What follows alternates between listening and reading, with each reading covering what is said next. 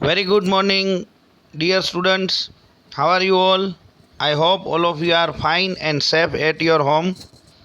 And today we are going to discuss the lecture number 4th of this particular chapter, that is chapter number 2nd, Business Services 1.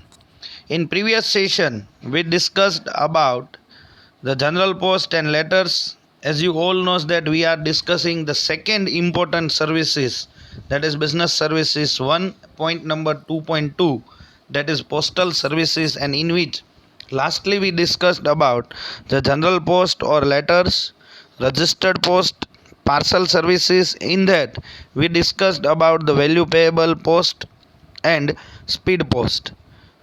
So today from this particular lecture we are going to discuss about the express parcel and other related services that is available through the Postal Department of India.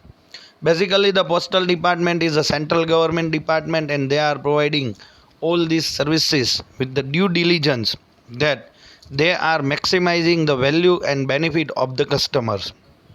So according to the need and the choice of the customer, they are providing different kind of preferential services regarding the different availability of varieties. So today we are going to start with the point number 5th, that is express parcel. This service is available for both individuals and business units. Express parcel is sent very speedily within the prescribed time limit. Postal Department sends either through air or through any other fast route. The fees for this is even higher than the speed post. So first of all, let us discuss the speed post that we discussed last time. The Postal Department guarantees to deliver the post or parcel within a stipulated time. So here also in speed post or speed parcel, they are focusing on a time period, that is stipulated time within the place is decided in India. So it may happen that the speed post is available in Indian regions only. The charges are higher for speed post parcel than general post or parcel. It can also be insured if required.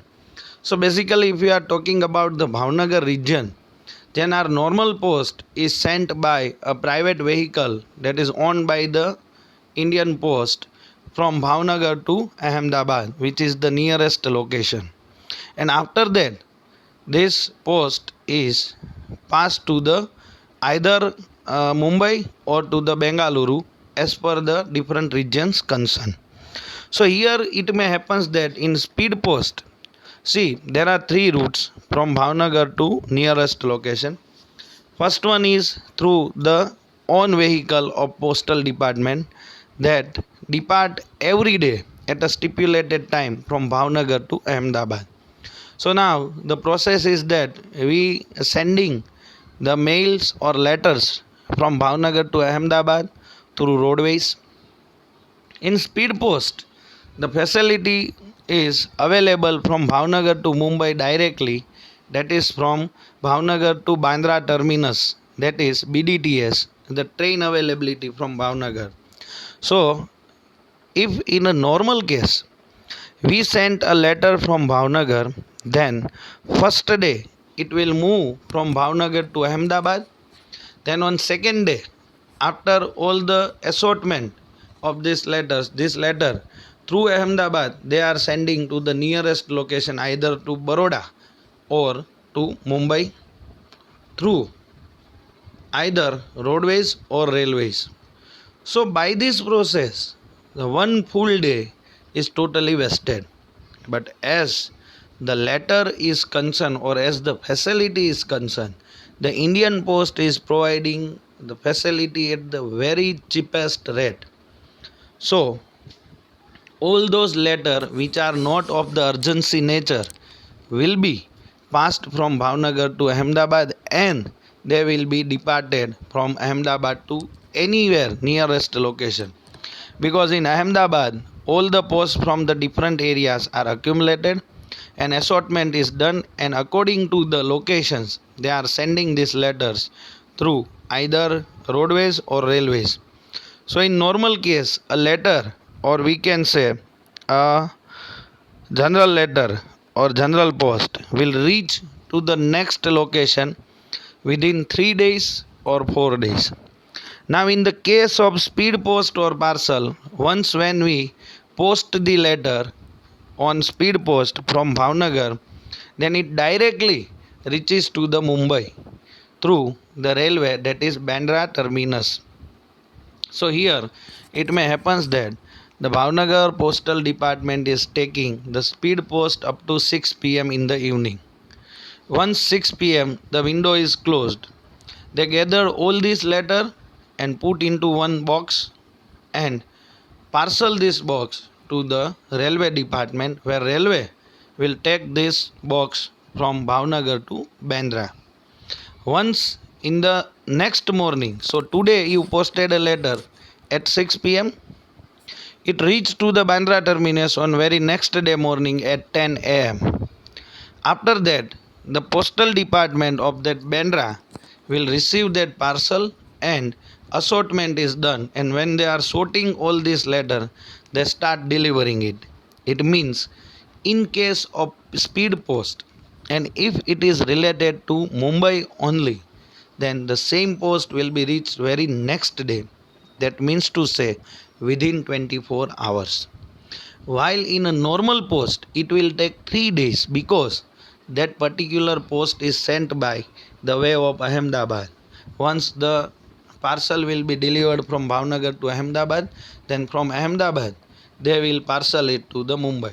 So it will take 3 days, while in speed post it will take 2 days, or we can say within 24 hours. So now what other facilities will be provided in express parcel?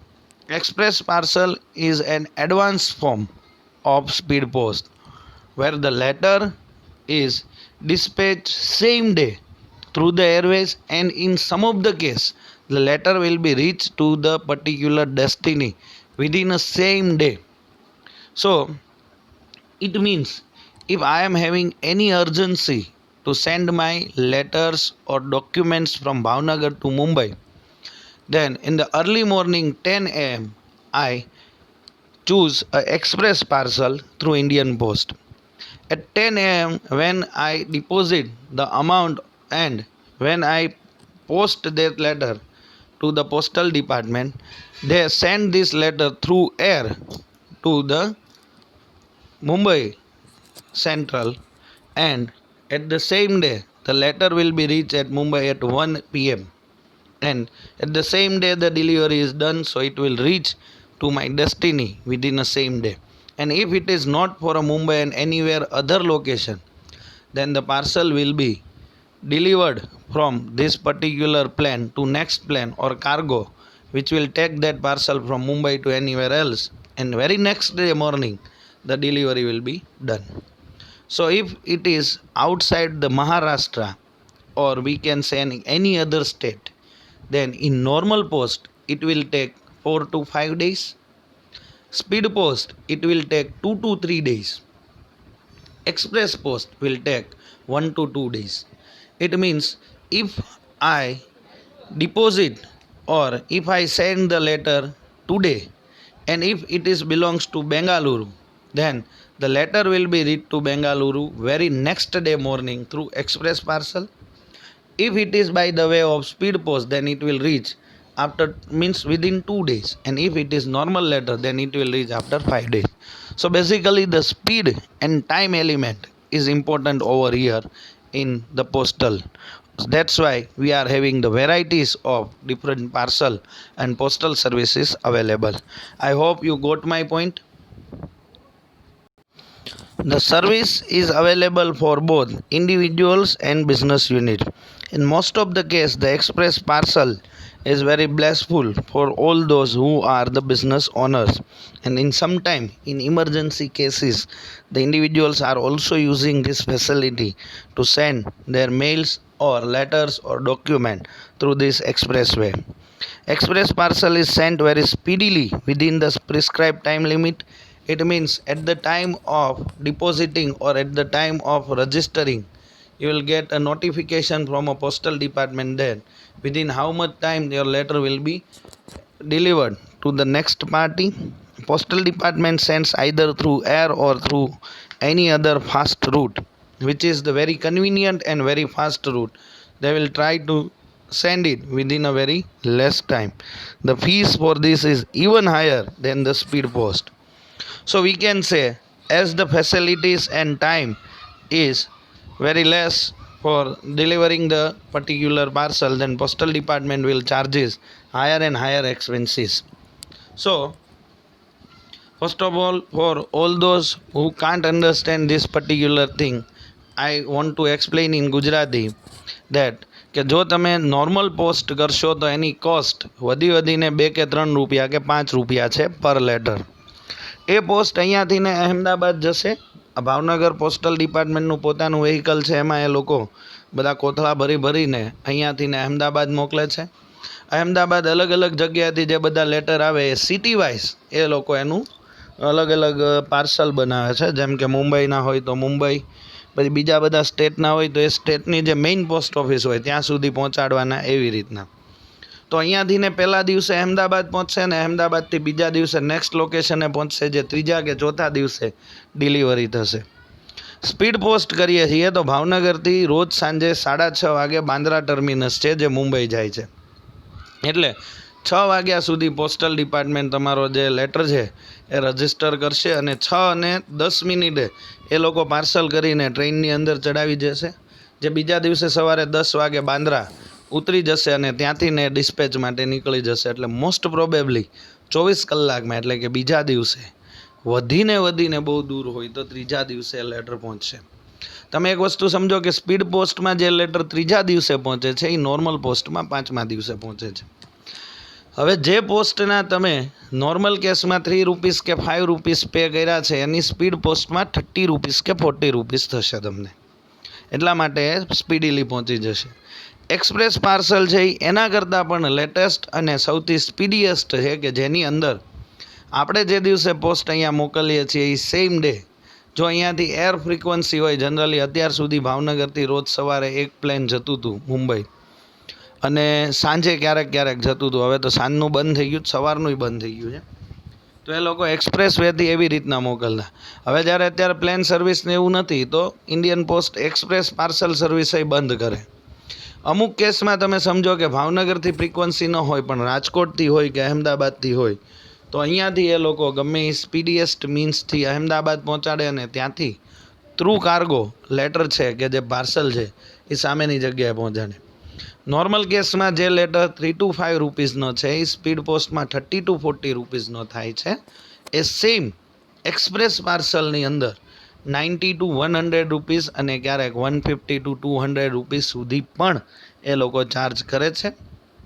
અને આ જે charges છે એ time period ઉપર છે, કે જેટલું speedy તમે પહોંચાડવા માગો છો એટલું એ લોકો કોસ્ટ વધારે લે.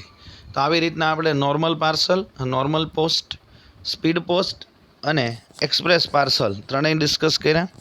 Now let us discuss point number 6, that is saving services. Basically the saving services will be provided by different types of banks, like we can say government banks, that is public sector, and private banks also.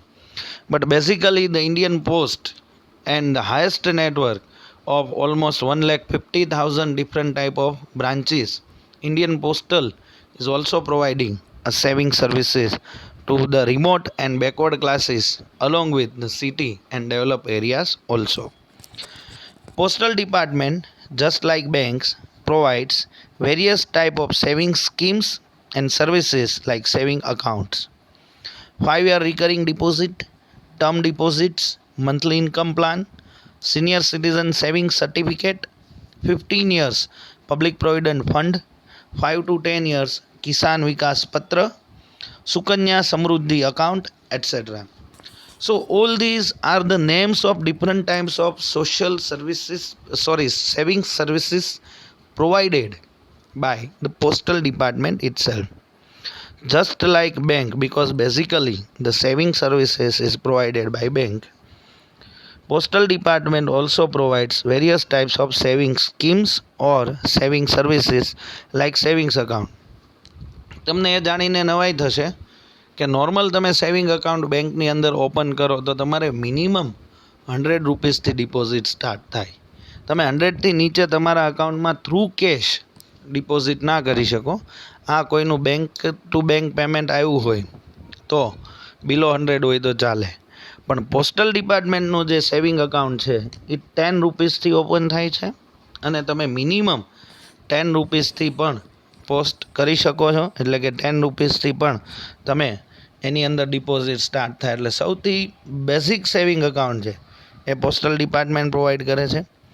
5 year recurring deposit. Recurring means આ એક એવી deposit હોય છે કે જેમાં દર month at the end of the month અથવા તો તમે જે ડેટ્સ ફિક્સ કરી છે, એ સ્ટિપ્યુલેટેડ ડેટે તમે જે ફિક્સ અમાઉન્ટ કરી છે એ તમારે એમાં ક્રેડિટ કરવાની રહેશે. 5 યર્સ એટલે કે સમજો 60 મંથ્સ. હું જો આજથી સ્ટાર્ટ કરું કે સમજો કે એવરી મંથ 25th એટલે કે આજે 25th જુલાઈ હોય તો નેક્સ્ટ ઇન્સ્ટોલમેન્ટ મારો 25th ઓગસ્ટ આવશે. એમ કરતાં કરતાં મારે અપ ટુ 5 યર્સ જ્યાં સુધી કમ્પ્લીટ થાય ત્યાં સુધી એવરી મંથ મારે એની અંદર ફોર એક્ઝામ્પલ કે મેં 1000 રૂપીસનું રિકરિંગ સ્ટાર્ટ કર્યું છે તો મારે 1000 એવરી મંથ એમાં ક્રેડિટ કરી દેવાના. એ મારા રિકરિંગ અકાઉન્ટની અંદર ડિપોઝિટ થતા જશે અને 60 મંથ કમ્પ્લીટ થશે એટલે કે જેવું 5 યરનો ટોટલ ટાઈમ પીરિયડ કમ્પ્લીટ થાય એટલે પોસ્ટલ ડિપાર્ટમેન્ટ મને 60,000 રૂપીસ પ્લસ અત્યાર સુધીનું જેટલું પણ ઇન્ટરેસ્ટ એક્યુમ્યુલેટ થયું હોય, for example 6,000 rupees interest accumulate થયું છે તો એક સાથે 66,000 રૂપીસ છે એ રિકરિંગના આપશે. ટર્મ ડિપોઝિટ જેવી રીતના બેંકની અંદર આપણે ફિક્સ ડિપોઝિટ મૂકીએ છીએ 1 યર 2 યર 3 યર એવી જ રીતના હોય છે.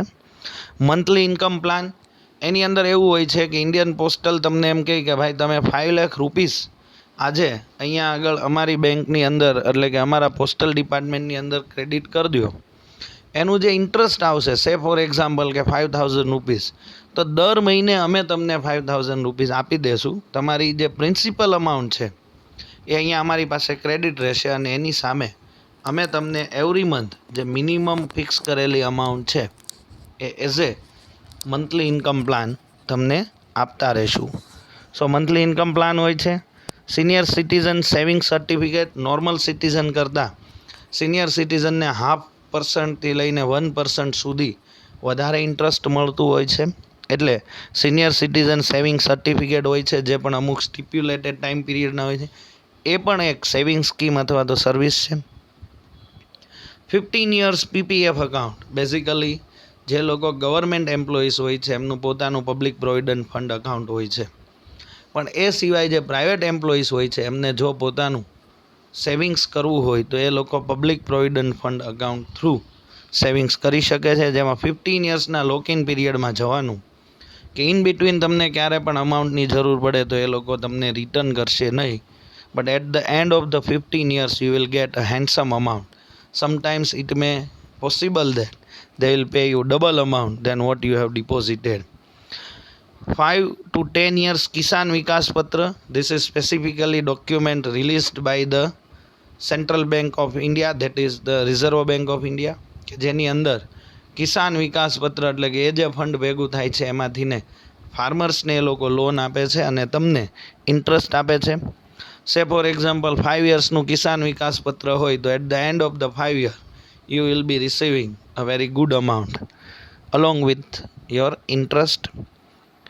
સુકન્યા સમૃદ્ધિ અકાઉન્ટ જેમના પણ ઘરે અપ ટુ ધ 5 યર્સ સુધીની ગર્લ હોય એ લોકોની માટે થઈને એવું સ્પેસિફિક સેવિંગ અકાઉન્ટ છે કે એ લોકો ગર્લ્સના નામે સેવિંગ્સ અકાઉન્ટ પોસ્ટલ ડિપાર્ટમેન્ટમાં ઓપન કરી શકે અને ત્યાં આગળ અમાઉન્ટ ડિપોઝિટ કરવાથી અમુક સ્પેસિફિક ટાઈમ પછી સમજો કે એના એજ્યુકેશન વખતે એટલે કે હાયર એજ્યુકેશન હાયર સ્ટડીઝ ઓર મેરેજીસ વખતે જે પોસ્ટલ ડિપાર્ટમેન્ટ છે એ એમને અમુક સ્ટિપ્યુલેટેડ ફિક્સ કરેલી અમાઉન્ટ છે એ પે કરશે. All this information is based on the experience.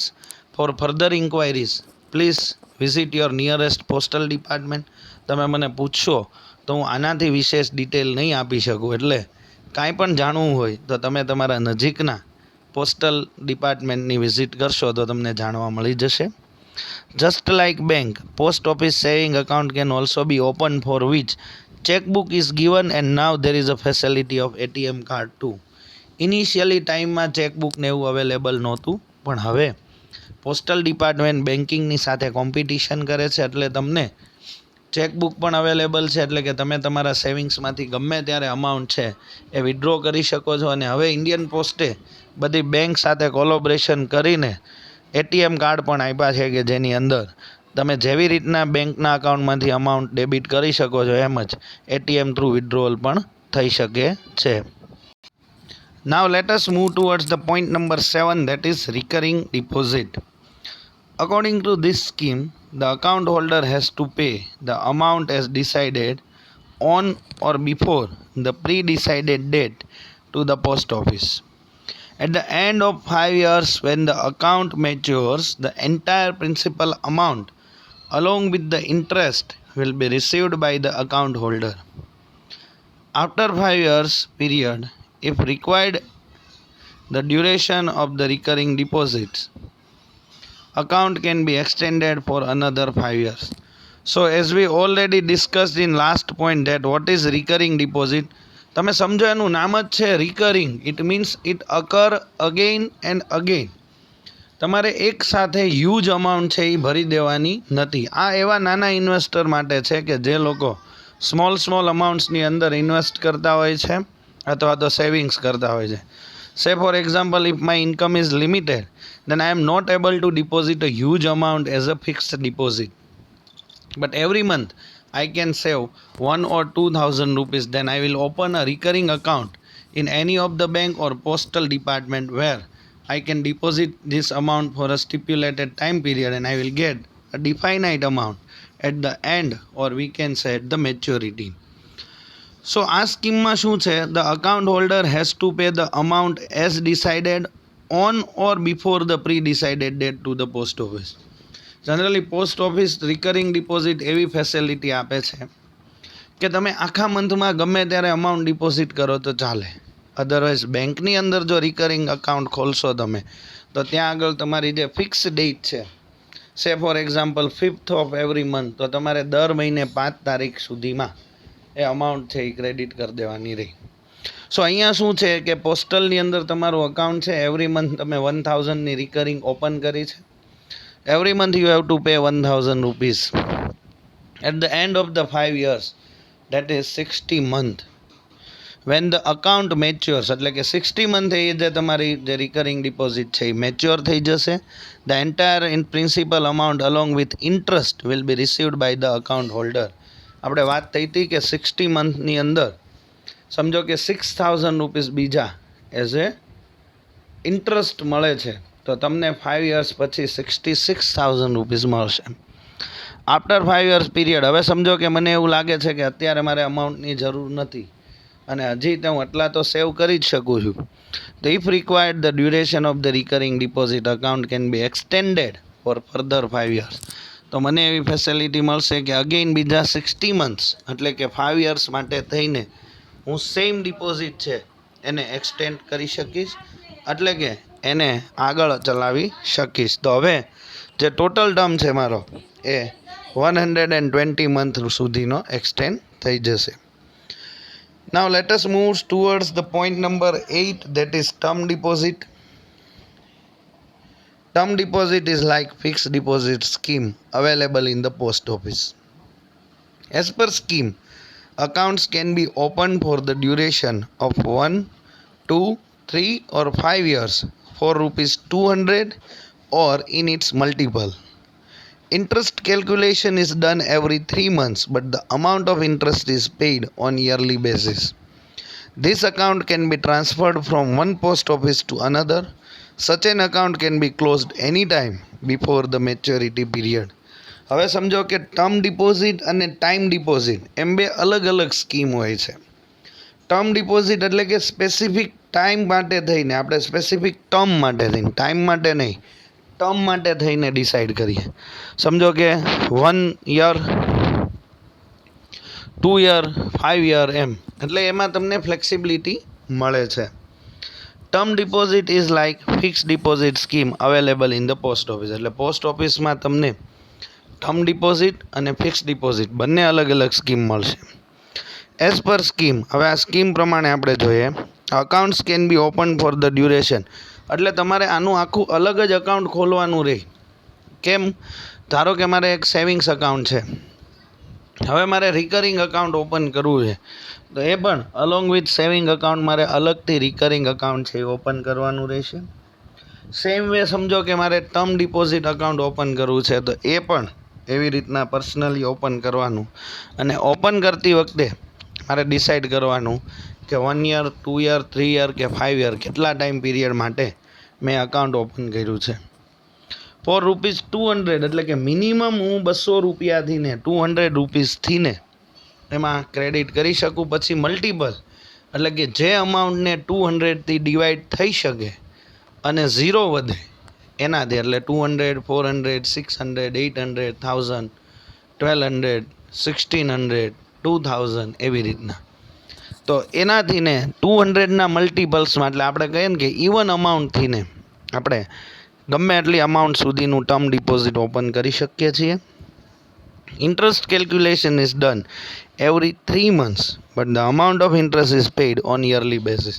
સમજો કે મેં આજે 500 રૂપીસ, સોરી આપણે 200ના મલ્ટિપલમાં જ રાખીએ, એટલે 1000 રૂપીસ છે એ ડિપોઝિટ કર્યા. 3 months સુધી એ 1000 રહ્યા, એટલે એનું 1000નું ઇન્ટરેસ્ટ મને મળશે. પછી સડનલી મેં એમાંથી 400 ઉચકાવી લીધા, એટલે કે વિડ્રોલ કરી લીધા, તો બાકીના 600નું બાકીના ટાઈમ પીરિયડનું એમ કેલ્ક્યુલેટ થઈને at the end of the every year, જ્યારે આખું યર કમ્પ્લીટ થશે ત્યારે પોસ્ટલ ડિપાર્ટમેન્ટ મને એનો ઇન્ટરેસ્ટ છે એ પેઇડ કરશે. રિકરિંગની અંદર તમે શું જોયું કે એટ ધ મેચ્યોરિટી પ્રિન્સિપલ અને ઇન્ટરેસ્ટ બંને મળે છે. જ્યારે અહીંયા ટર્મ ડિપોઝિટમાં શું છે કે principal amount as it is પડી રહી છે, જે થાય છે રિન્યુઅલ, એ રિન્યુઅલ શેનું થાય છે? ઇન્ટરેસ્ટનું. એટલે કે ઇન્ટરેસ્ટ આજે મળી ગયું, પાછું પ્રિન્સિપલ રિન્યુ થઈ ગયું, નેક્સ્ટ યર પાછું ઇન્ટરેસ્ટ મળી જશે. એવી રીતના this account can B transferred from one post office to another. સમજો કે હું અત્યારે જે એરિયામાં રહું છું ત્યાં મારું અકાઉન્ટ છે, હવે હું કોઈ એરિયા ચેન્જ કરું છું અથવા તો સિટી ચેન્જ કરીને બીજા સિટીમાં જતો રહ્યો, તો હું મારી સાથે મારું એ અકાઉન્ટ છે એ એઝ ઇટ ઇઝ લઈ જઈ શકું. એટલે કે અહીંયાથી વિડ્રોવલ કરીને ત્યાં જઈને ડિપોઝિટ કરવાની જરૂર નથી. સેમ અકાઉન્ટ નંબર, ખાલી બ્રાન્ચ બેઝ છે એ ચેન્જ થઈ જશે. Such an account can be closed any time before the maturity period. હવે સમજો કે 1 યરનું મેં ટર્મ ડિપોઝિટ ઓપન કરી હતી અને મને 8 મંથ પછી ફંડની જરૂર છે, તો હું 8 મંથ પછી પણ એ આખું અકાઉન્ટ ક્લોઝ કરી અને જેટલી અમાઉન્ટ અંદર હોય એ બધી લઈ જઈ શકું છું. એના ઉપર કોઈ જાતના ચાર્જિસ નથી. આઈ હોપ તમને આ બધું સમજાતું હશે. Now let us discuss point number 9, that is National Saving Certificate, in short NSC. Those who want to invest in NSC will have to purchase it from the post office. The duration of this saving certificate is 5 or 10 years. The information of interest rate is given in advance. At the end of the maturity period of 5 or 10 years, the amount can be claimed by fulfilling the required formalities from any post office. એટલે આ એક જાતનું saving scheme અથવા તો saving services જ છે. Generally national saving certificate છે એ લોકો ઇન્કમ ટેક્સ પર્પઝ માટે થઈને પરચેસ કરતા હોય છે. કેમ કે ગવર્મેન્ટ છે એ આ અમાઉન્ટ છે એ ટેક્સ ફ્રી આપે છે, એટલે કે તમારી ટોટલ જે ટેક્સ છે એમાંથી ને આટલી અમાઉન્ટ છે એ ડિડક્ટ કરી દેવામાં આવે છે. એટલે બેઝિકલી લોકો નેશનલ સેવિંગ સર્ટિફિકેટ છે એ સેવિંગ્સ એઝ વેલ એઝ આપણે એને કહી શકીએ કે ઇન્કમ ટેક્સ પર્પઝ માટે થઈને ઇન્વેસ્ટ કરતા હોય છે. So those who want to invest in NSC will have to purchase it from the post office. Basically national saving certificate છે એ ગવર્મેન્ટ બોન્ડ છે કે જેનાથી ને ગવર્મેન્ટ છે એ ફિક્સ સ્ટિપ્યુલેટેડ ટાઈમ માટે થઈને અમાઉન્ટ છે એ લે છે અને રીપે કરે છે. જ્યારે આપણે 12થમાં આવશું ત્યારે આ બધા પોઈન્ટ છે એ ડિસ્કસ કરશું તો શું કામ ગવર્મેન્ટ બોરો કરે છે અને શું કામ એ ઇન્ટરેસ્ટ પે કરે છે. પણ ગવર્મેન્ટની અમુક પોલિસી એવી છે કે એના અમુક જે ઇન્સ્ટ્રુમેન્ટ્સ છે એ તમને બેંક પાસેથી જ મળશે અને અમુક ઇન્સ્ટ્રુમેન્ટ્સ કમ્પલસરી પોસ્ટ ઓફિસ પાસેથી જ મળશે. એટલે નેશનલ સેવિંગ સર્ટિફિકેટ છે એ પોસ્ટ ઓફિસમાંથી ને આપણે પરચેસ કરવાનું રહેશે. The duration of this saving certificate is 5 to 10 years, એટલે કે ફિક્સ લોકિંગ પીરિયડ હોય છે, either 5 years or 10 years. The information of interest rate is given in advance, એટલે કે જ્યારે તમે આ એકચ્યુઅલમાં સર્ટિફિકેટ હોય છે એની અંદર બધી જ ઇન્ફોર્મેશન લખી હોય છે કે જેને લીધું હોય એનું નામ હોય, એનો ટાઈમ પીરિયડ હોય, ટોટલ કેટલી અમાઉન્ટ ડિપોઝિટ કરી છે એ લખ્યું હોય, કેટલો રેટ ઓફ ઇન્ટરેસ્ટ છે એ લખ્યું હોય, મેચ્યોરિટીએ કેટલા રૂપીસ મળશે એ લખ્યું હોય, બીજા જેટલા પણ એમાં ઓપ્શન્સ હોય એ બધી જ વસ્તુ એની અંદર બહુ સ્પેસિફિકલી ગવર્મેન્ટ લખીને આપે છે. At the end of the maturity period of 5 or 10 years, એટલે કે સમજો કે 5 યર્સનું હોય તો 5 યર્સના એન્ડમાં, 10 યર્સ હોય તો 10 યર્સના એન્ડમાં, the amount can be claimed by fulfilling the required formalities from any post office. હવે એ જે સર્ટિફિકેટ છે એમાં starting date, maturity date, amount બધું લખેલું જ છે. સમજો કે મેં જ્યારે નેશનલ સેવિંગ સર્ટિફિકેટ લીધું ત્યારે હું મુંબઈ રહેતો હતો અને હવે હું ભાવનગર રહું છું, તો at the end of 5 years મારે અહીંયા ભાવનગર પોસ્ટ ઓફિસમાં એ લઈને જવાનું રહેશે. સાથે એ બધી જે રિક્વાયર્ડ ઇન્ફોર્મેશન જેમ કે આધાર કાર્ડ છે કે મારું બીજું કોઈ પણ આઈડેન્ટિટી કાર્ડ છે એ માગે અને એકાઉન્ટ્સ નંબર ને એ બધી ઇન્ફોર્મેશન માગે તો એ બધું હું ફૂલફિલ કરી દઉં એટલે એ લોકો મારો ક્લેમ છે એ પાસ કરી દેશે અને જે પણ અમાઉન્ટ મને એટ મેચ્યોરિટી મળવી જોઈએ એ મને આપી દેશે. જનરલી એ લોકો પોસ્ટની અંદર જે અકાઉન્ટ્સ હોય છે આપણું એમાં જ ક્રેડિટ આપે છે, એમાંથી ને આપણે જ્યારે જરૂર પડે ત્યારે વિડ્રોવલ કરી લેવાનું હોય છે. એટલે આવી રીતના નેશનલ સેવિંગ સર્ટિફિકેટ છે જે જનરલી પોસ્ટલ ડિપાર્ટમેન્ટમાંથીને જ મળે છે. નેક્સ્ટ વન ઇઝ અ કિસાન વિકાસ પત્ર, જે ઓલરેડી આપણે ઉપર એનું નેમ છે એ ડિસ્કસ કર્યું હતું. હવે ડિટેલમાં જોઈએ. ધ ડિપોઝિટર ઓફ કિસાન વિકાસ પત્ર gates double the invested amount after 100 months, that is 8 years and 4 months. This certificate is available only for prescribed amount and after the maturity date the amount can be claimed by fulfilling the required formalities from any of the post office. હવે તમને સમજાણું કિસાન વિકાસ પત્ર basically કિસાન એટલે કે farmers માટે અને એવા જે બધા બેકવર્ડ ક્લાસ અને જે પુઅર લોકો છે એના માટે હોય છે. પણ અત્યારે પણ ગવર્મેન્ટ છે એ કિસાન વિકાસ પત્રનું ઇન્વેસ્ટમેન્ટને ટેક્સ પર્પઝ માટે ફ્રી આપે છે, એટલે ઘણા બધા રીચ ક્લાસ લોકો પણ કિસાન વિકાસ પત્ર એટલે કે ગવર્મેન્ટની અંદર ફંડમાં ઇન્વેસ્ટ કરે છે. જનરલી તમે જુઓ ને તો ઇનિશિયલ ટાઈમમાં એવું હતું કે જ્યારે લોકોમાં સેવિંગ્સની હેબિટ નહોતી ત્યારે બેંક્સ અને આવી બધી ઓફિસીસ છે ને પોસ્ટલ ડિપાર્ટમેન્ટ છે, બેંક છે, એ બધું એવું કહેતા કે તમે આજે અમાઉન્ટ ડિપોઝિટ કરો you will get double in 3 years, એટલે કે વિધિન 36 મંથમાં તમારી અમાઉન્ટ એ લોકો ડબલ કરી દેતા. પછી 5 years થયા, 5 years પછી જેમ જેમ રેટ ઓફ ઇન્ટરેસ્ટ ડિક્રીઝ થતો ગયો એમ અત્યારે સમજો કે 8% હોય, બરાબર છે, તો 8% એવરી યર. હવે એને ડબલ થતાં કેટલા ટાઈમ લાગે? 10 યર્સે 80% થાય અને 12 યર્સ એ 96% થાય, એટલે 12.5 યર્સે સમજો કે અત્યારે રેટ ઓફ ઇન્ટરેસ્ટ 8% હોય તો 12.5 યર્સે તમારી અમાઉન્ટ છે એ ડબલ થાય. તો લોકો ઇન્વેસ્ટ કરતાં થોડુંક હેઝિટેટ કરે, પણ એની સામે કિસાન વિકાસ પત્ર છે એ કમ્પાઉન્ડ ઇન્ટરેસ્ટ પે કરે છે. જો તમે આ નોર્મલ ઇન્ટરેસ્ટની બદલે કમ્પાઉન્ડ ઇન્ટરેસ્ટની કેલ્ક્યુલેશન કરો તો તમને ખબર પડશે કે તમે જે પણ અમાઉન્ટ પે કરો છો એ 8 years અને 4 month, એટલે ટોટલ 100 monthsની અંદર તમારી અમાઉન્ટ છે એ ડબલ થઈ જશે. સો in Kisan Vikas Patra the depositor gets double the invested amount after 100 months. Government એમ કહે કે મિનિમમ 5,000 ઇન્વેસ્ટ કરવાના, તો તમે 5,000નું કિસાન વિકાસ પત્ર કોઈ પણ પોસ્ટ ઓફિસ પાસેથી પરચેસ કરી શકો છો. એના 8 years and 4 month એટલે કે 100 months પછી તમને એની ડબલ અમાઉન્ટ છે, એટલે કે 5,000ના ડબલ 10,000 છે એ તમને મળશે. This certificate is available only for prescribed amount, એટલે કે મેં જેમ કીધું કે ગવર્મેન્ટ એમ કીધું કે 5,000 એન્ડ મલ્ટિપલ ઓફ ધેરો એટલે કે 5,000 પછી ડાયરેક્ટ 10,000, 15,000, 20,000 એમ તમે જે રીતના અમાઉન્ટ તમને સારી લાગે આટલું છે એ તમે એમાં ઇન્વેસ્ટ કરી શકો છો. After the maturity date the amount can be claimed by fulfilling the required formalities from any post office. એટલે જેમ આપણે લાસ્ટ નેશનલ સેવિંગ સર્ટિફિકેટમાં કીધું હતું એમ જ આ એવી વસ્તુ છે કે જે તમે કોઈ પણ પોસ્ટ ઓફિસમાંથી ને એની રિક્વાયર્ડ ફોર્માલિટીઝ એ લોકો જે ડોક્યુમેન્ટ માગે એ પે કરો તો તમને એની અમાઉન્ટ છે મેચ્યોરિટી અમાઉન્ટ એ તમને મળી જશે. આઈ હોપ સો કે તમને આ બધા પોઈન્ટ સમજાતા હશે. These are very easy forms but yet it is very important to understand, કેમ કે આગળ જતાં આપણી અમાઉન્ટ જે આપણી પાસે વધશે અને આપણે ક્યાંક ને ક્યાંક તો ઇન્વેસ્ટ કરવી જ પડશે. Next one is PPF account, that is Public Provident Fund.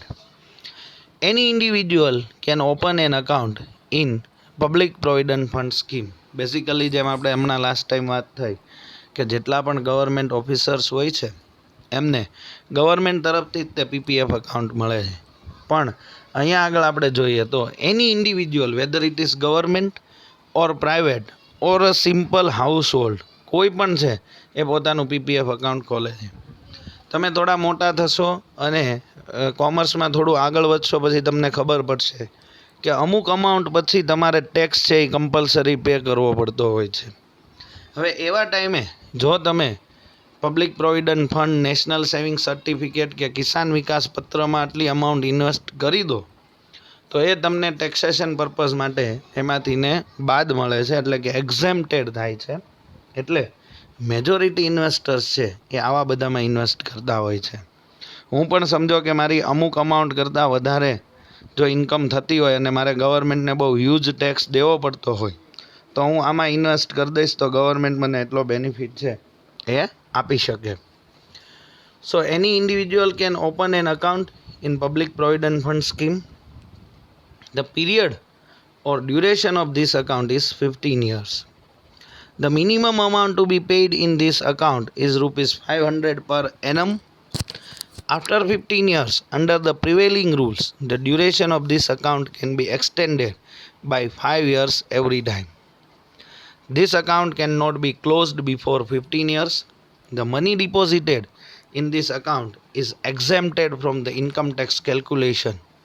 In the event of death of the account holder, the amount will be given to the nominated heir, or we can say the nominated person. સો અહીંયા આગળ આપણે આ normal એક ટાઈપનું account જ છે પણ saving scheme માટે થઈને હોય છે. The period or duration of this account is 15 years. એટલે કે તમે 15 years પહેલાં કોઈ પણ સંજોગોમાં આ અકાઉન્ટ ક્લોઝ ન કરી શકો અને એની અમાઉન્ટ તમને ગવર્મેન્ટ છે એ રિફંડ પણ આપશે નહીં. હવે સમજો કે એવું થાય કે મેં 15 yearsનું PPF અકાઉન્ટ ઓપન કર્યું, 10 કે 11 yearsએ મારી ડેથ થઈ ગઈ તો મારી પછી જે મારા લીગલ હેર્સ એટલે કે કાયદેસરના વારસદાર છે એમને આ અમાઉન્ટ મળી જશે. The minimum amount to be paid in this account is 500 per annum. Annum એટલે એન્યુઅલ એટલે પર યર. તો પર યર મારે મિનિમમ 500 રૂપીસનું અકાઉન્ટ ઓપન કરવાનું છે. એનો મતલબ કે 15 yearsએ ટોટલ હું મિનિમમ 7,500 રૂપીસ છે ઇન્વેસ્ટ કરી હશે. જનરલી લોકો તમે સમજો કે ગવર્મેન્ટ એવું કહે છે કે 2,50,000 સુધી તમારી ઇન્કમ ટેક્સ ફ્રી છે.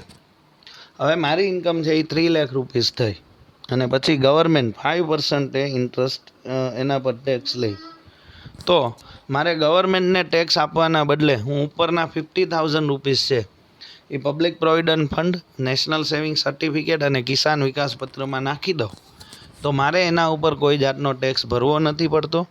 પ્લસ મેચ્યોરિટીએ જ્યારે જેટલી પણ અમાઉન્ટ ક્રેડિટ થઈને આવશે એ બધી પણ ટેક્સ ફ્રી જ આવશે. એટલે કોઈ જાતનો ટેક્સ છે એ મારે ભરવાનો થતો નથી.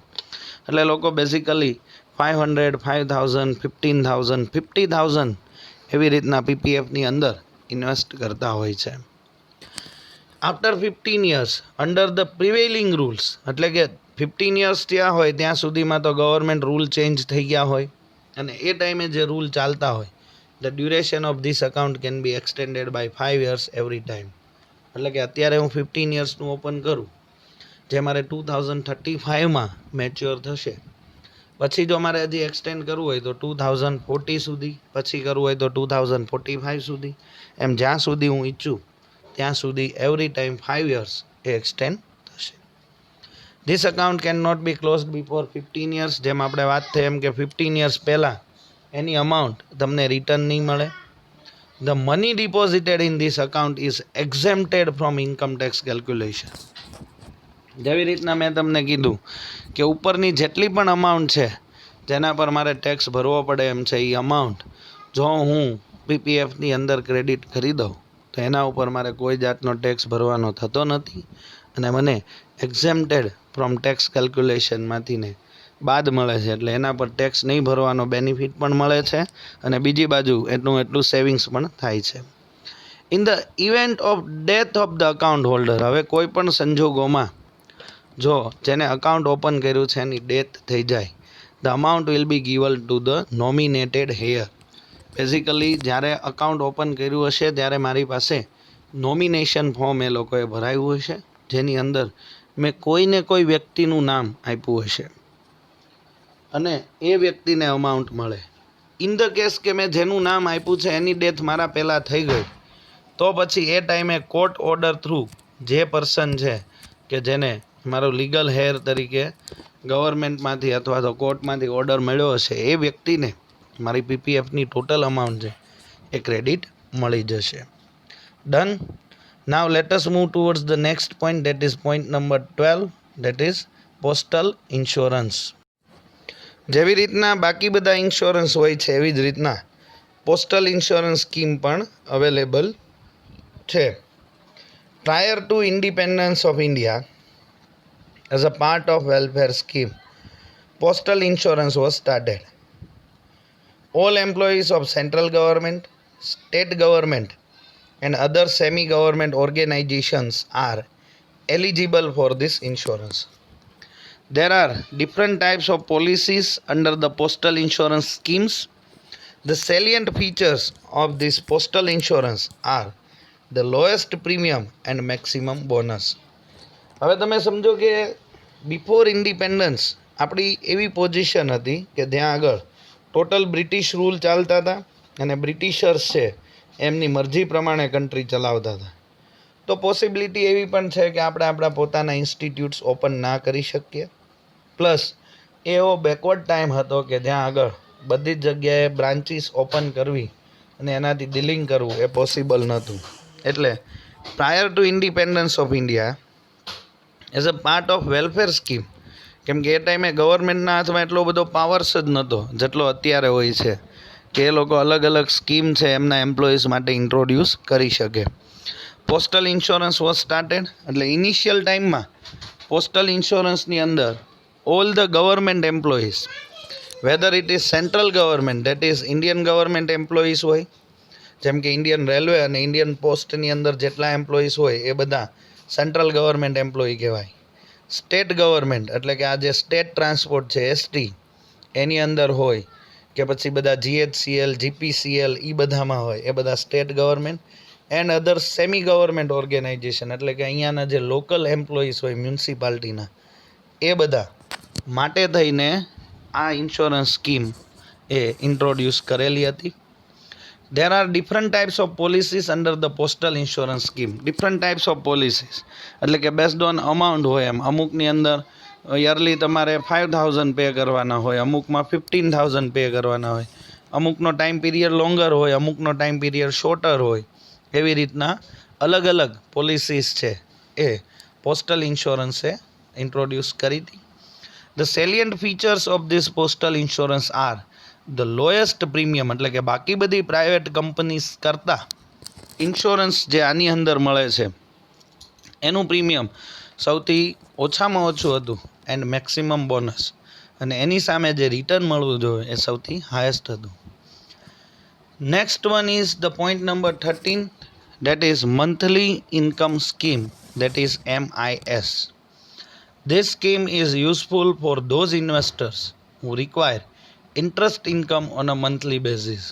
Under this scheme, individual or joint account can be opened. This account can be opened for a period of 5 years.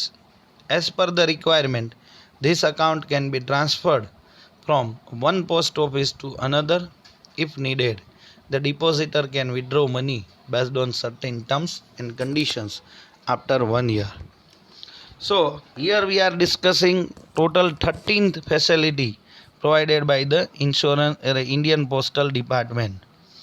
Next one is a money order, which is basically a longer portion. So we will complete our session with this particular point, that is point number 13, and in next lecture we will discuss another part.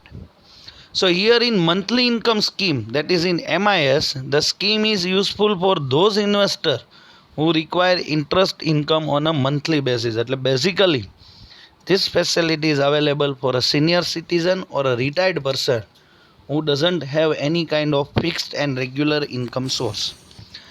જેમની પાસે retirement ટાઈમે અથવા તો in between ટાઈમે એક proper amount પડી છે, પણ એમની કોઈ ફિક્સ ઇન્કમ સોર્સ નથી કે જેના લીધે થઈને કન્ટિન્યુઅસલી ઇન્કમ અર્ન કરી શકે. એમના માટે એક ઇન્ટરેસ્ટ અર્ન કરવા અથવા તો એક મંથલી ઇન્કમ છે એ ગણાય. જેવી રીતના તમે કોઈ કંપનીમાં કે ઓર્ગેનાઇઝેશનમાં વર્ક કરતા હો અને મંથલી તમને સેલેરી મળતી હોય, એવી જ રીતના પોસ્ટલ ડિપાર્ટમેન્ટ છે એ તમને મંથલી બેઝિસ અમુક જે ફિક્સ અમાઉન્ટ છે એ આપે છે.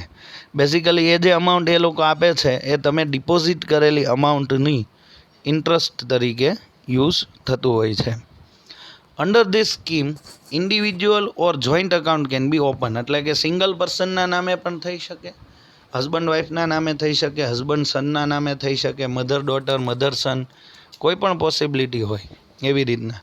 જો પર્સન સિંગલ જ હોય અને એને એવું લાગતું હોય કે બધી ફેસિલિટીઝ હું એકલો જ લઉં અથવા તો કોઈ મારી અકાઉન્ટમાંથી અમાઉન્ટ વિથડ્રો ન કરી જાય, તો એ ઇન્ડિવિજ્યુઅલ અકાઉન્ટ ઓપન કરે છે. અને જો એ time to time post office ના જઈ શકે અને એવી પોસિબિલિટીઝ ના હોય તો એ જોઈન્ટ અકાઉન્ટ ઓપન કરે છે. This accounts can be open for a period of 5 years. Minimum તમારે 5 years માટે થઈને ઓપન કરો તો જ તમને તમારી અમાઉન્ટ ડિપોઝિટ કરેલી અમાઉન્ટ પર સારું એવું ઇન્ટરેસ્ટ મળી શકે છે. As per the requirement, this account can be transferred from one post office to another. જો જે વ્યક્તિએ અકાઉન્ટ ઓપન કર્યું હોય એ કોઈ પણ બીજી જગ્યાએ જતું રહે તો પણ એવી પોસિબિલિટી છે કે એ સાથે પોતાનું અકાઉન્ટ લઈ જઈ શકે છે અને એને 5 years સુધી એવરી મંથ જે ફિક્સ થયેલી અમાઉન્ટ છે એઝ એ ઇન્કમ તરીકે મળશે. If needed, the depositor can withdraw money based on certain terms and conditions after 1 year. Basically terms and conditions એવી હોય છે, સમજો કે કોઈ પર્સને આજે 5 લાખ રૂપીસ પે કરીને monthly income scheme account open કર્યું છે અને મંથલી ઇન્કમ સ્કીમમાં ઓપ્ટ કર્યું છે. હવે પોસિબિલિટીઝ એવી થાય છે કે એને 1 year કે 2 year પછી બધી જ અમાઉન્ટ લઈ લેવી હોય છે. then he is eligible to withdraw the amount. પણ થશે એવું કે તમારી જેટલી અમાઉન્ટ ડિપોઝિટ કરી છે એના 1%, એટલે કે 5 લાખના 1% જોઈએ તો 5,000 રૂપીસ છે એ પોસ્ટ ઓફિસ ડિડક્ટ કરી અને તમને 4,95,000 રૂપીસ આપે છે. આ જે અહીંયા લખ્યું છે ને certain terms and conditions, A terms and conditions એવી છે કેમ કે મેં પોસ્ટલની અંદર આ સ્કીમ ડિટેલમાં સમજેલી છે. એટલે એની અંદર એવું છે કે જો તમે મેચ્યોરિટી ટાઈમ પીરિયડ એટલે કે બિફોર 5 years જો તમારે અમાઉન્ટ વિથડ્રો કરી લેવી હોય તો તમારે 1% છે એ પેનલ્ટી ચાર્જ પે કરીને તમે અમાઉન્ટ છે એ વિથડ્રો કરી શકો છો. પણ મિનિમમ 1 year પછી જ તમે થઈ શકે. Before that it is not possible to withdraw this amount. So here we conclude our session. In today's lecture we will be having the healthy discussion, or we discussed each and everything regarding the different aspects of express parcel, saving services, જેમાં અલગ અલગ saving service મેં સમજાવી હતી તમને, recurring deposit એનો time period conditions, term deposit, national saving certificate, Kisan Vikas Patra, public provident fund, postal insurance, and lastly monthly insurance scheme we discussed. In next lecture we'll discuss about the money order and then instant money order, then e-money order and other related services, and then we'll move towards the godowns or warehouses topic. That will be the topic number 3rd of this particular chapter in next lecture. ત્યાં સુધીમાં આ બધું છે એક વખત જોઈ લો as unit test is very nearer, you have to complete this course anyhow before the stipulated time period. For any queries, please feel free to ask me. Thank you very much, class.